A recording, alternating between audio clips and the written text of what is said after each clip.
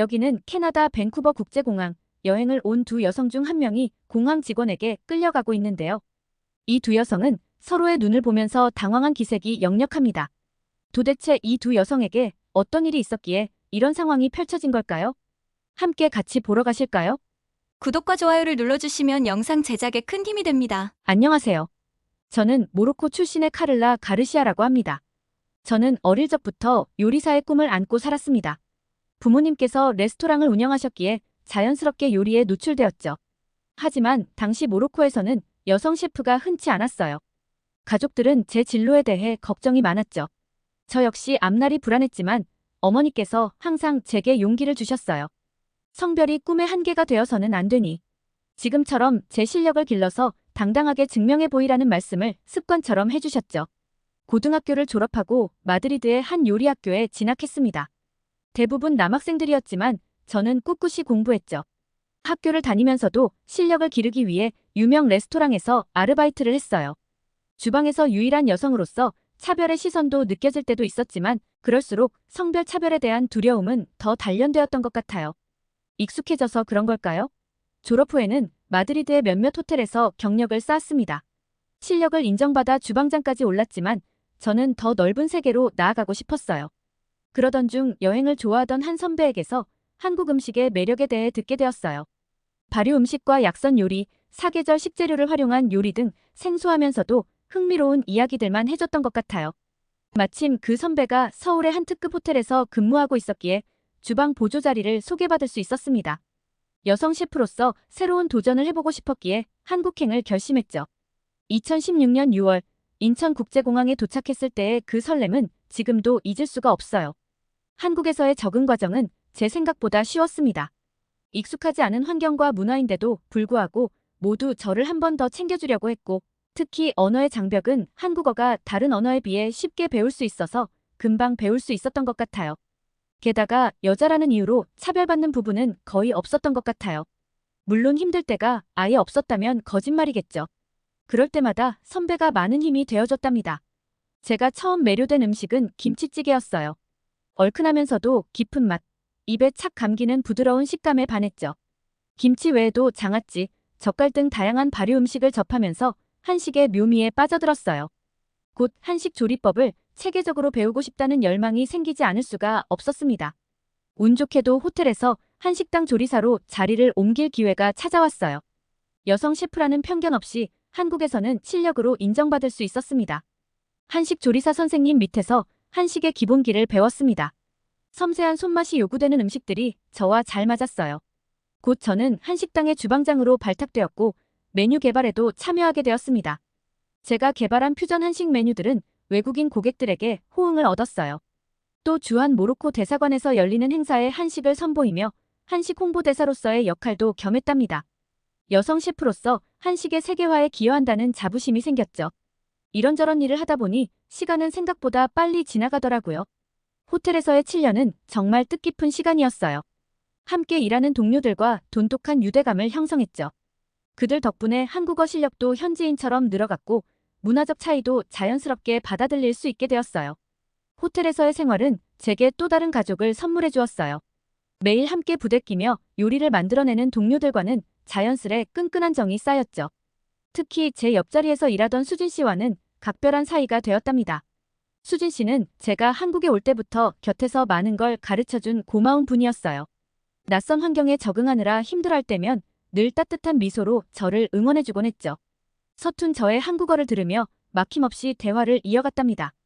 그 덕분에 저는 실수를 두려워하지 않고 한국어로 소통하는 법을 배웠어요. 우리는 휴일이면 종종 함께 전국에 있는 맛집 탐방을 다녔어요. 골목골목 숨은 맛집을 찾아 나서는 게 쏠쏠한 재미였죠. 전주의 비빔밥, 대구의 막창, 부산의 밀면 등 수진 씨와 함께 맛본 각 지방의 별미들은 아직도 생생하답니다. 그러던 어느 날 수진 씨가 소개팅을 주선해준다며 약속을 잡더라고요. 처음 만난 상대는 수진 씨의 오래된 친구인 재혁 씨였어요. 따뜻한 눈망울에 친근한 미소를 지닌 그에게 마음이 쓰였죠. 티격태격하며 우정을 쌓아가던 중 어느새 연인이 되었답니다. 재혁 씨는 스페인어를 가르치는 학원 강사였어요. 덕분에 자연스럽게 서로의 모국어를 배우며 각자의 문화도 공유하게 되었죠. 데이트 코스도 주로 미술관이나 박물관이었답니다. 그의 해박한 지식은 저에게 깊은 인상을 남겼어요. 연애 1년 만에 결혼에 꼴이 나면서 우리는 특별한 미래를 꿈꾸게 되었죠. 맞벌이로 열심히 일해 모은 돈으로 한국과 모로코를 오가는 삶을 살자는 계획이었어요. 두 문화의 장점을 아이들에게 고루 물려주고 싶었거든요. 하지만 모로코보다는 한국에서의 삶이 아이들에게 훨씬 좋을 것 같아 국적은 한국인으로 하기로 했습니다. 재혁 씨와의 결혼 생활은 한국에서의 정착에 큰 도움이 되었어요. 가족이 생기니 더욱 책임감이 생겼죠. 나아가 한국인으로서의 정체성도 자연스레 키워갔답니다.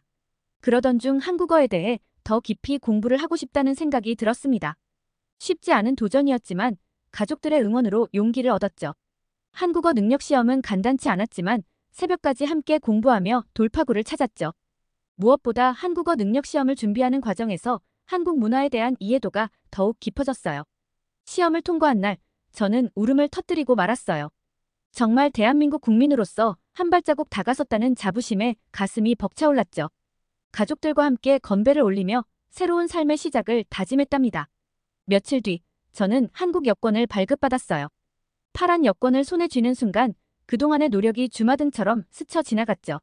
태극기 문양을 바라보니 제 가슴도 뜨겁게 달아올랐답니다. 재혁 씨가 그런 저를 보면서 한국 여권은 세 손가락 안에 드는 뛰어난 힘을 가진 여권이기도 하고 192개 나라를 무비자로 여행할 수 있기 때문에 비싸게 팔려 유럽 국가나 다른 곳으로 여행하면 소매치기를 굉장히 많이 당하니까 여권을 품에 안고 다니고 조심하라고 하더라고요.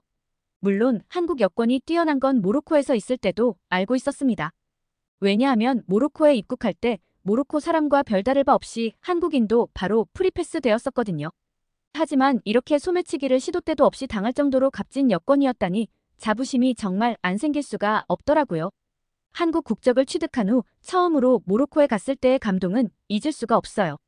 그토록 익숙했던 모로코 공항에 도착해서도 왠지 모르게 떨리더라고요.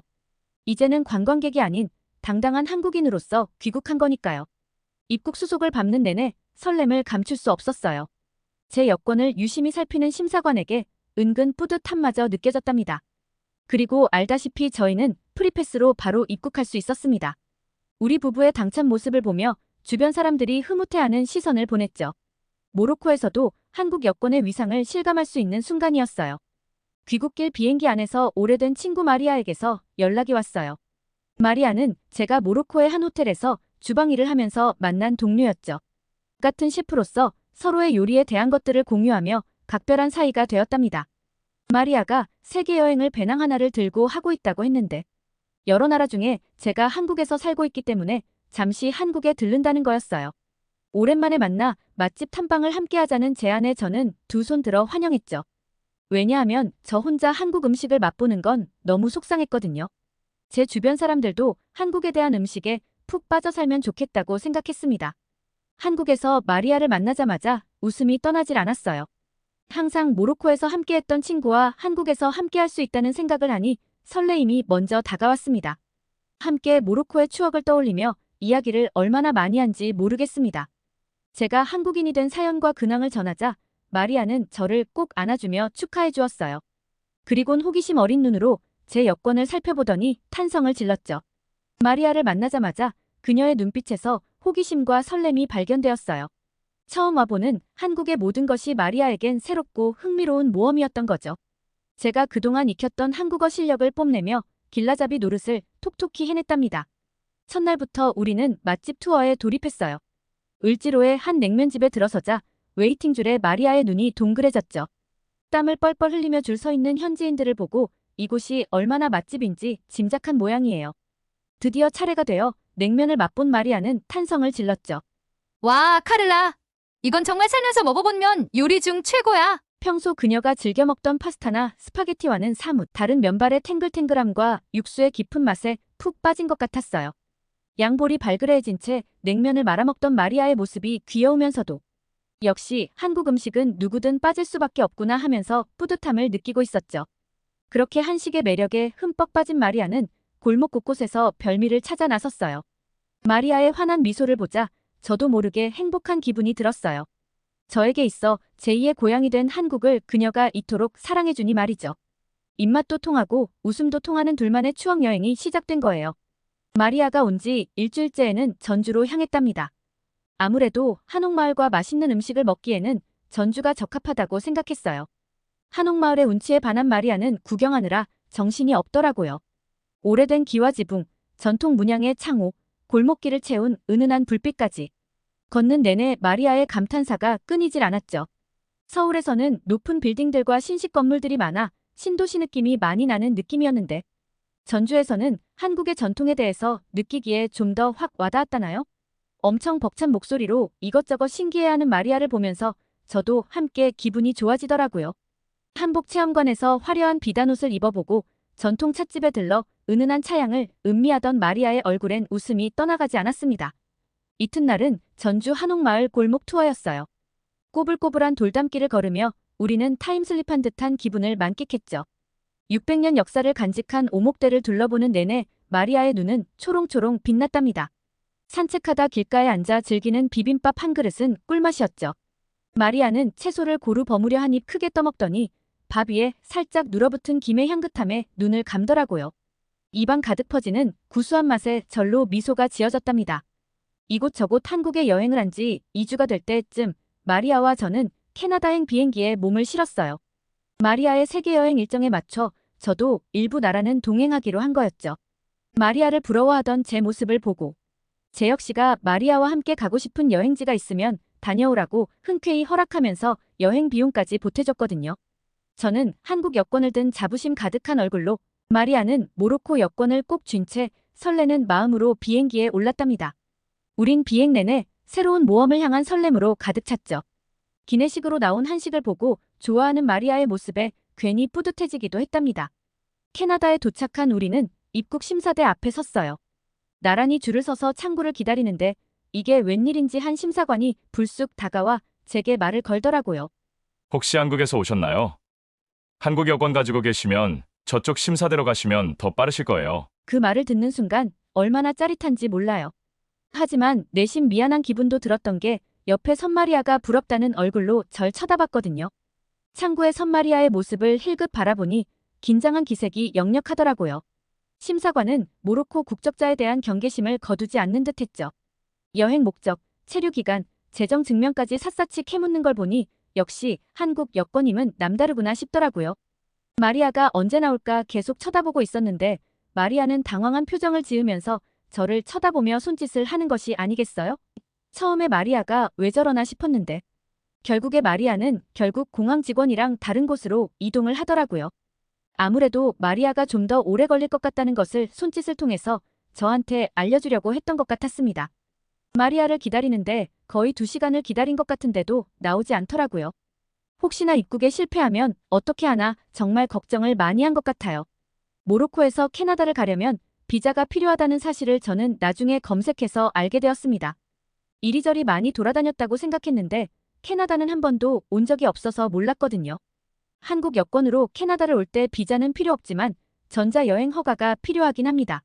하지만 이마저도 인터넷으로 신청할 수 있고 몇 분 내에 승인이 되기 때문에 크게 번거로운 일이 아니거든요.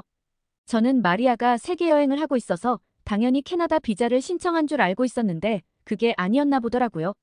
한 3시간이 넘었나 싶을 때 마리아가 초췌해진 모습으로 나오고 있더라고요. 억울하다는 목소리로 마리아는 한국에서의 여행이 너무 재밌어서 캐나다 올 때 비자 신청하는 것도 깜빡했다고 말했습니다. 제일 힘들었을 사람은 마리아였을 것 같아 저는 웃어 보인 채 마리아를 안아주면서 위로를 해주었답니다. 마리아는 저를 보면서 한국의 여권에 대해 좋다고만 들어봤지. 이렇게 간단하게 캐나다를 왔다 갔다 할 수 있는 정도의 힘을 가진 여권인지는 상상도 못했다면서 어찌나 부러워하던지요. 제가 다 부끄러워지더라고요. 하지만 부끄러운 와중에 어깨가 으쓱대는 건 어쩔 수 없었답니다.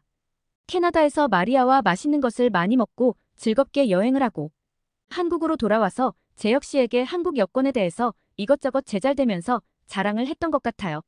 재혁 씨는 부드러운 웃음을 보이면서 앞으로 자기와도 이리저리 여행을 많이 다닐 건데 더 자부심을 느끼게 될 거라고 하더라고요. 한국에서의 장점은 여권뿐만이 아니지만 제가 직접 겪은 일들에 대해서 전해드리고 싶었습니다. 오늘의 사연은 어떠셨나요? 외국인들이 한국에 대해 겪은 해외 감동 사연을 계속해서 보고 싶다면 구독과 좋아요 부탁드려요. 긴 영상 시청해주셔서 감사합니다. 오늘도 행복한 하루 보내세요.